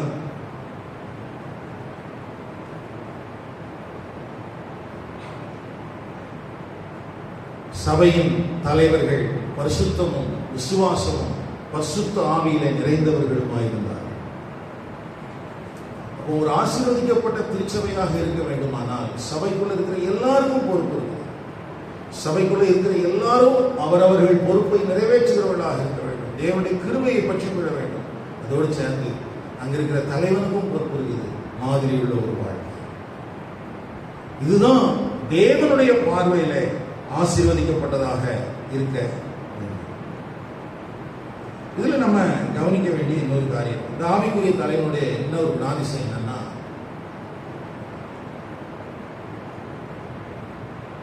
இப்போ எருசலேம் சபையிலிருந்து பர்னபாவை அனுப்பி வச்சிருக்காங்க. அப்படிதான், எங்க இருந்து? இப்போ அவங்க என்ன நம்பி அனுப்பி வச்சிருக்காங்க? அந்த சபைக்கு ஊழியம் செய்வதற்கு தேவையான கிருபைகளும் வரங்களும் யாருக்கு இருக்குது அப்படின்னு தான் நம்பி அனுப்பி வச்சிருக்காங்க. ஆனா இவன் வந்து பார்க்கறான். பார்த்த உடனே அவனுக்கு ஒண்ணு புரியுது, இவங்களுக்கு நான் சொன்னா பத்தாது, எனக்கு இருக்கிற கிருபைகளும் எனக்கு இருக்கிற வரங்களும் போதாது. யார் வந்தா நல்லா இருக்கும்னு யோசிக்கிறான். இப்ப நம்ம கையில பொறுப்பை கொடுத்தா நமக்குள்ள என்னைக்காவது தோணி இருக்குதா இந்த வேலையை இந்த நபர் சரியாக செய்வார்? நான் டீ போடுறத கேட்க, நான் சொல்றது ஊழியத்துக்கு. இந்த சகோதரனை இந்த சகோதரிய இந்த இடத்துல பயன்படுத்தினா நல்லா இருக்கும்.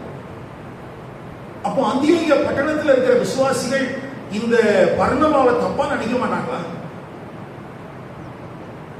ஹலோ,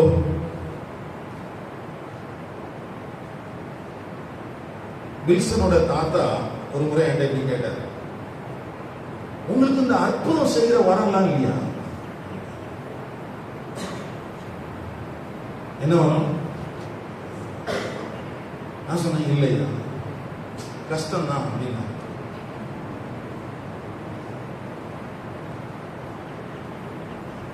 இப்போ அந்தியோகியாவில் இருக்கிற ஜனங்கள், சபையில் இருக்கிற மக்கள் பர்னபாவை எப்படி பார்த்திருப்பாங்க? பர்னபா சொல்றான், எப்பா உங்களுக்கு நான் செஞ்சா சரியா இருக்காது, நான் யாரை போய் கூட்டிட்டு வரேன்? அப்ப சபையில் இருக்கிறவங்க எல்லாம் நினைச்சிருப்பாங்க, ஐயோ அப்ப இந்த ஆளுக்கு உண்மையே தெரியாது போல இருக்கு, இந்த ஆள் யாரை கூட்டு வர்றாராம்.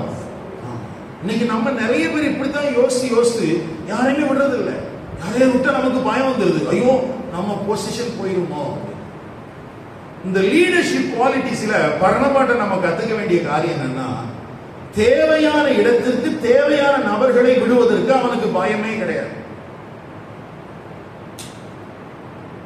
தேவையான இடத்தில் தேவையான நபர்களை அறிமுகப்படுத்துவதற்கு அவனுக்கு என்ன இல்லை, பயமே இல்லை.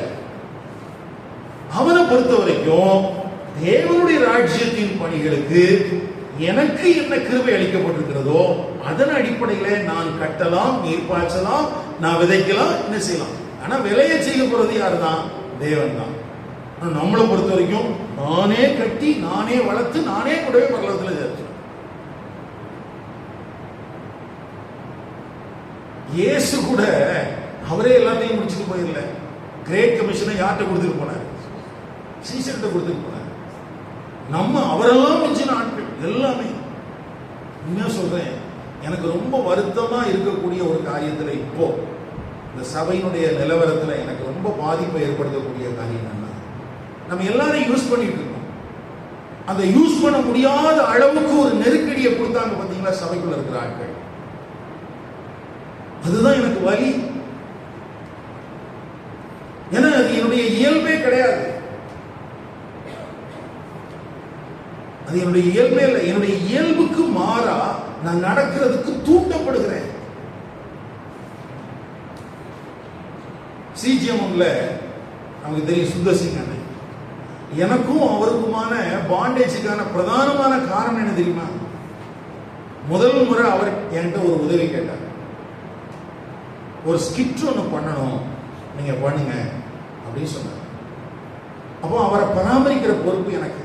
அவருக்கு சாப்பாடு கொடுக்கிறது, நான் சொல்றது 2002 அல்லது 2003ஆம் ஆண்டா இருக்கு. அப்போ அவர்கிட்ட நான் சொன்னேன், இல்லைண்ணே இது எனக்கு தெரியாது, நான் சரியான ஆளை கூட்டிட்டு வரேன், அவங்க நீங்க நினைக்கிற மாதிரி உங்களுக்கு சப்போர்ட்டா இருப்பாங்க அப்படின்னு சொல்லி அங்க வேதாம கல்லூரியில இருந்த 2 மாணவர்களை கொண்டு வந்து அவர்கிட்ட விட்டேன். அப்போ அவர் சொன்னாரு, நீ வித்தியாசமான ஆளா இருக்கிற,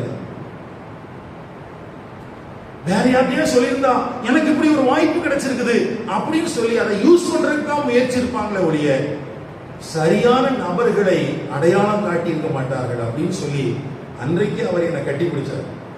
அந்த உறவு தான் இன்னைக்கு வரைக்கும் தொடர்ந்துட்டு. அதனால சபை ஆரம்பிச்ச பிறகு எனக்கு வந்த உணர்வு அல்ல அது. அதை குறித்து ஒரு இன்செக்யூரிட்டியா நான் ஃபீல் பண்ணதே இல்லை. ஐயோ இவன் வளர்ந்துட்டா சபை பிரிஞ்சு போயிருமோ. ஆனா சபைக்குள்ள இருக்கிற நமக்கு நாம் என்ன செய்ய வேண்டும் அல்லது நமக்கு என்ன கொடுக்கப்படும் எதுவுமே தெரியாம நம்ம மாம்சத்தில் நடக்கிறதுனால இயல்புக்கு மாறாக நடக்க தூண்டப்படுகிறோம். கவனிங்கள், இங்கே பர்னபாவுடைய சாட்சியுள்ள காரியங்கள் மிக முக்கியமானது. தர்சுக்கு போய் சவுலை தேடிட்டு வந்துட்டு அவனை கொண்டு வந்து, இவர்தான் பிரதானமான ஆளு, நான் எருசலேமில் இருந்து அனுப்பப்பட்டவன், ஆனால் என்னை காட்டிலும் இவர் நல்லா அவங்களுக்கு வசனத்தை சொல்லிக் கொடுப்பார்னு சொல்றதுக்கு இந்த பர்னபாவுக்கு முடிந்தது. பரிசுத்தமாயும் பரிசுத்தாவினால் நிறைந்தவனாக மாத்திரமல்ல, தேவனுடைய ராஜ்யத்தில் தன்னுடைய பொறுப்பு என்ன, மற்றவனுடைய பொறுப்பு என்ன என்று சரியாக தெரிந்திருந்தது. இன்னும் சொல்றேன், பர்னபாவை காக்கா பிடிக்கிறதுக்காக இவன் யூஸ் பண்ணல. எதுக்காக யூஸ் பண்ணல? ஆமா, இன்னைக்கு சில நேரங்கள்ல மேடைகள்ல வாய்ப்புகள் கொடுக்கப்படுகிறது. எதற்காக?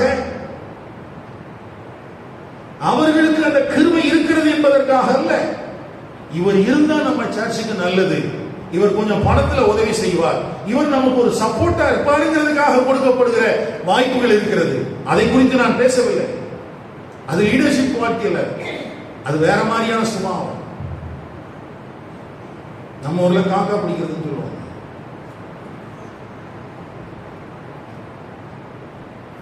பவுலை காக்கா பிடிக்கிறதுக்காக கூட்டிட்டு வரல, தேவனுடைய ராஜ்யத்தின் பொறுப்புகளை அவன் உணர்ந்ததினால் நான் யாருன்னு அவனுக்கு தெரிஞ்சது, பவுல் யாருன்னு தெரிஞ்சது. அதனால அவனை கொண்டு விடுறதுக்கு அவனுக்கு எந்த பிரச்சனையுமே இல்லை. 6வது வேகமா போன கர்த்தருடைய வார்த்தையை பிரசங்கித்தார். ஐயா, பவுல் வந்தாலும் சரி, பர்னபா வந்தாலும் சரி, அவங்களுக்கு பிரசங்கம்லாம் எங்க இருந்துதான்? பைபிள்ல இருந்து. இன்னைக்கு இருக்கிற சபையார் தான் என்ன கேட்கணும், தீர்க்கதரிசிகளை கூப்பிடலாமா? இந்த அற்புதங்களை அடையாளங்களை செய்கிற நபர்கள் எல்லாம் கூப்பிடலாமா? சில நேரம் எனக்குள்ள ஒரு வெளியில இருந்து யாரையாவது கூப்பிட்டா பரவாயில்லையே அப்படின்னு தோணும். அப்ப எந்த அடிப்படையில கூப்பிடுறது? சரி, நம்ம பிரசங்கம் பண்ணிக்கிட்டே இருக்கோம், அப்ப பிரசங்கம் பண்ணாத ஒரு ஆளை கூப்பிடலாமா? அப்படியெல்லாம் மனசுக்குள்ள ஒரு போராட்டம் நடக்கும். கடைசியில சரி, நம்ம போதிக்கிற வேத வசனங்களுக்கு ஏற்றால் போல ஒத்ததாக அல்லது சரியாக போதிக்க வேண்டும் என்கிற எண்ணமுடையவர்களாக இருக்கிறார்களா அப்படின்னு தேட ஆரம்பிக்கும் போது தூக்கம் வந்துடும், அப்படியே தூங்கிடுவாங்க. ஆனா அந்தியோகியா திருச்சபைக்கு பிரச்சனை இல்லை. அந்தியோகியா திருச்சபையின் மக்களும் வசனத்தை பிரசங்கித்தார்கள், பர்னபாவும் வசனத்தை பிரசங்கித்தார். வந்த சவுலும் எதைதான் பிரசங்கம் பண்ணா? ஆமா, அவர்கள் சிலுவை அணிந்த கிறிஸ்தவர்கள் அல்ல, சிலுவை சுமக்கும் கிறிஸ்தவர்கள். ஏனென்றால் கர்த்தருடைய வசனத்தின் அடிப்படையில கிறிஸ்தவ வாழ்க்கையை அமைத்துக் கொண்டார்கள். ஒருவன் என்னை பின்பற்ற விரும்பினால் அவன் தன்னைத்தான் வெறுத்து தன் சிலுவை எடுத்துக்கொண்டு அனுதினமும் என்னை பின்பற்ற கடவன் என்று சொன்ன அந்த சீஷத்துவத்தின் அடிப்படையை அறிந்தவர்கள், அதற்கு தங்களை ஒப்புக் கொடுத்தவர்கள்.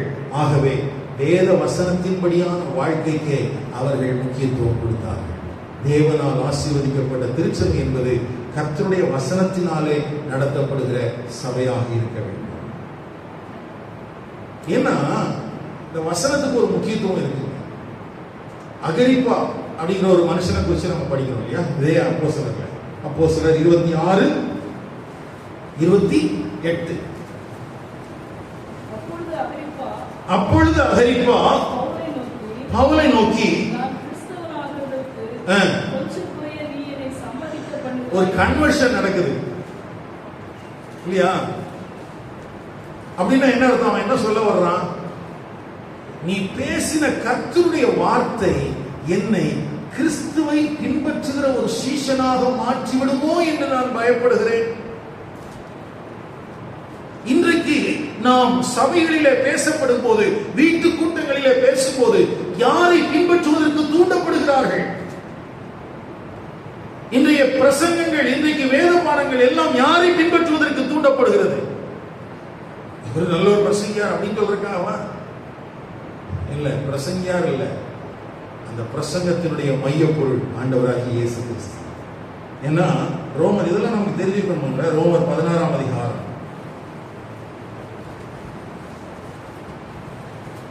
26வது வசனம். இயேசு கிறிஸ்துவை பற்றிய பிரசங்கமாகிய, பிரசங்கனால என்னதாங்க? அதுதான் சுவிசேஷம். பிரசங்கத்தினுடைய மைய பொருள் கிறிஸ்து. அவர்தான் மேலோங்கி இருக்கணும். வசனத்தை பிரசங்கம் பண்ணாங்க, ஜனங்கள் சீஷர்களாக மாறிவிட்டார்கள். வசனத்தை கேட்கிறீங்க. இந்த சபை ஆசீர்வதிக்கப்பட்ட திருச்சபையாக இருக்க வேண்டுமானால் நீங்கள் சீஷர்களாக இருக்க வேண்டும். புதுசா வர்ற ஒரு நபர் ஆரம்ப ஆராதனைக்கு ஒரு 7:30 வர்றது தப்பு ஒன்றும் இல்லை. ஆனா ஒரு நீண்ட காலமாக நாங்கள் விசுவாசிகள் என்று சொல்கிறவர்கள் 7:30 மணிக்கு வந்தா நீ சீஷன் அல்ல, நீ விசுவாசின்னு சொல்றது கூட தகுதி.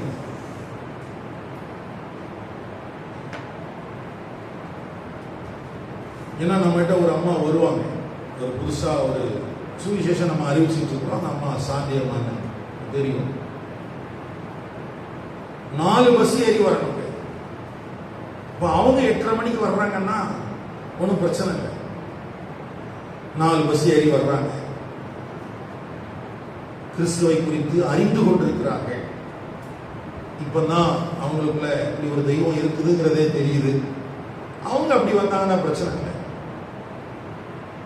ஆனா நீண்ட காலமாக தேவனை அறிந்திருக்கிறேன் என்று சொல்லியும் கூட, வசனத்தை கேட்கிறேன், வசனத்தை கேட்கிற சபையில் இருக்கிறேன் என்று சொல்லியும் கூட நம்முடைய வாழ்க்கை டிசிப்ளின் பண்ணப்படாமலே இருக்குதுன்னா நிச்சயமா உங்க வாழ்க்கையில் ஏதோ பிரச்சனை இருக்குது. ஒருவேளை வெளியரங்கமாக நீங்கள் புகைப்பிடிக்கிறவராக இல்லாமல் இருக்கலாம், ஆனால் அந்தரங்கத்திலே உங்கள் வாழ்க்கையில் பெரிய ஒரு ஓட்டை இருக்கிறது. அதை சரிப்படுத்தும். அதை எளிதாக கடந்து போகாது. ஸ்கூலுக்கு போனா டைம் போயிடுறோம், காலேஜுக்கு போனா போயிடுறோம், பஸ் படிக்கிறதுக்கு போயிடுறோம், ட்ரெயின் படிக்கிறதுக்கு போயிடுறோம், பர்ச்சேஸுக்குலாம் போயிடுறோம், ஒரு ஷாப்பிங் போறோம், அங்க டைமுக்கு போயிடுறோம். எல்லாத்துக்கும் டைமிங். சர்ச்சை தவிர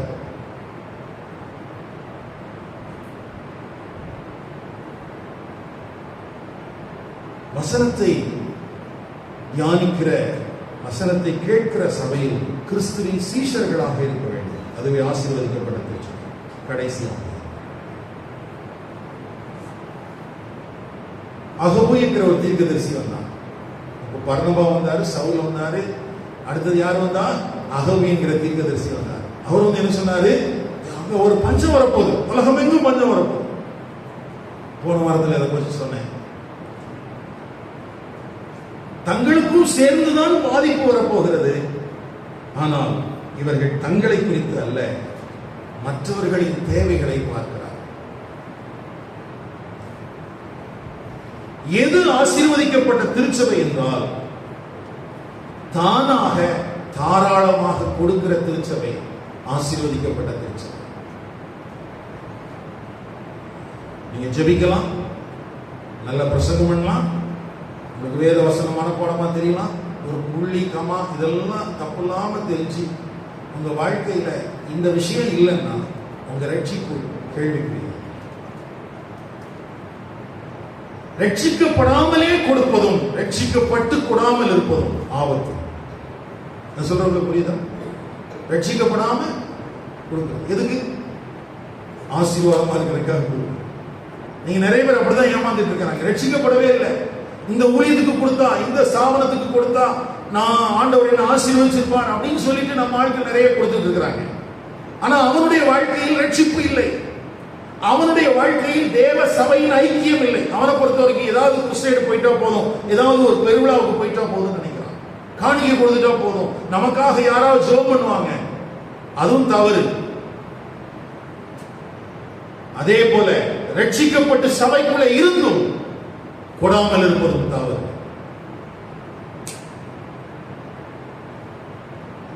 ஏன்னா இது இயல்பா வரணும். குடுன்னு சொல்லி சொல்லி கொடுக்கிறது அல்ல, இது இயல்பு. தேவையை பார்த்து தானாக தனக்குள்ளே வாசம் பண்ணுகிற பரிசுத்த ஆவியினாலே தூண்டப்பட்டு கொடுப்பது, இது சபையினுடைய ஒரு இயல்பாக இருக்க வேண்டும். அந்தியோகியா திருச்சபை தேவனால் ஆசீர்வதிக்கப்பட்ட திருச்சபை என்பதற்கு கடைசி 7வது அடையாளம், அது தானாக கொடுத்தது, தாராளமாக கொடுத்தது. போன வாரத்தில் ஒரு வார்த்தை சொன்னேன், எருசலேமில் இருக்கிற பரிசுத்தவான்கள் அவ்வளவு எளிதாக இவர்களுடைய காணிக்கையை பெற்றுக்கொள்வதற்கு வாய்ப்பு இல்லை. ஏனென்றால் சவுல் அப்படிப்பட்ட காணிக்கைகளுக்காக ஜெபிக்க சொல்லி இருக்கிறான் ரோமர் 15ஆம் அதிகாரத்துல. ஆனா இங்க அந்த ஜெபங்கள் எல்லாம் ஏறெடுக்கப்படாமலேயே அந்தியோகியா பட்டணத்தின் சபையின் விசுவாசிகள் கொடுத்த காணிக்கை எருசலேமின் பரிசுத்தவான்களால் அங்கீகரிக்கப்பட்டது. காரணம், இது கொடுத்தல் என்பது இவர்களுடைய இயல்பாக இருந்தது. மட்டும் இல்லைங்க, இன்னைக்கு நமக்கு இந்த வேதம்லாம் இருக்க பார்த்தீங்களா, இதுல கடத்துறதுல, இந்த பிரதிகள் எடுத்து கடத்துவதில் பிரதான பங்கு வகித்தவர்கள் வேதாகமத்தில் நமக்கு இல்லை. ஆனா சபை சரித்திரம் என்ன சொல்கிறது என்றால், இந்த வேதாகமம் புதிய ஏற்பாட்டினுடைய நிருபங்கள் இன்றைக்கும் நம்முடைய கரங்களில் பாதுகாப்பாக இருக்கிறது என்றால் அதற்கு பெரிய பங்கு ஆற்றினவர்கள் இந்த அந்தியோகியா பட்டணத்தின் சபையார். அந்தியோகியா பட்டணத்தின் சபை தேவனால் ஆசீர்வதிக்கப்பட்டதாக இருந்தது. அதற்கு காரணம், அங்கே பல ஏக்கர்ல இடம் இல்லை, அவங்களுக்கு பெரிய கட்டடங்கள் இல்லை.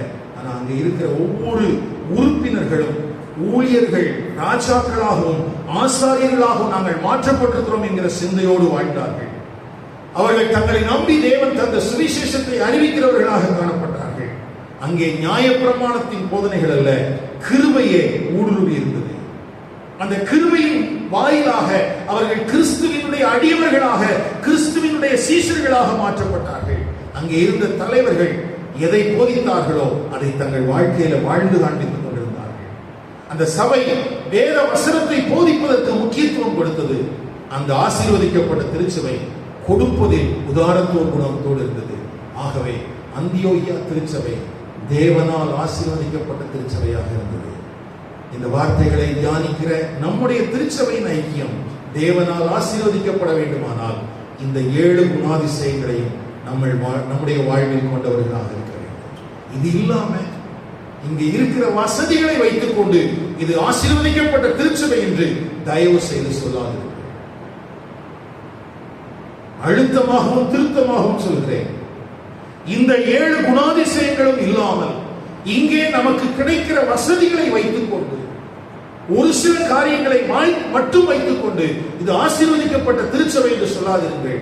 அது வேதத்திற்கு புறம்பானது. உண்மையாகவே திருச்சபையின் ஐக்கியம் ஆசீர்வதிக்கப்பட வேண்டும் என்று விரும்புகிறீர்களானால் இந்த குணாதிசயங்கள் வருவதற்கு நீங்கள் ஒவ்வொருவரும் செயல்படுங்கள். நம்முடைய சரீரமாகிய இந்த அவயவங்கள் எல்லாம் செயல்படுகிறதாக இருக்கிறது. இதுல ஒண்ணு கூட செயல்படாத அவயவம் இல்லை. அதே மாதிரிதான் சபைக்குள்ள இருக்கிற சின்ன பிள்ளைங்க, இளம் பிராயத்தில் இருக்கிறாங்க, வாலிப பிள்ளைங்க, ஆண்கள், பெண்கள், முதியவர்கள் யாரும் செயல்படாதவர்கள் என்று இருக்கக்கூடாது. ஒவ்வொருவரும் கிறிஸ்துவுக்குள் இணைக்கப்பட்டவர்களாக செயல்படுகிறவர்களாக இருக்க வேண்டும். அப்பொழுதே அது தேவனால் ஆசீர்வதிக்கப்பட்ட திருச்சபையாக இருக்கும். ஜெபிக்கிறோம்.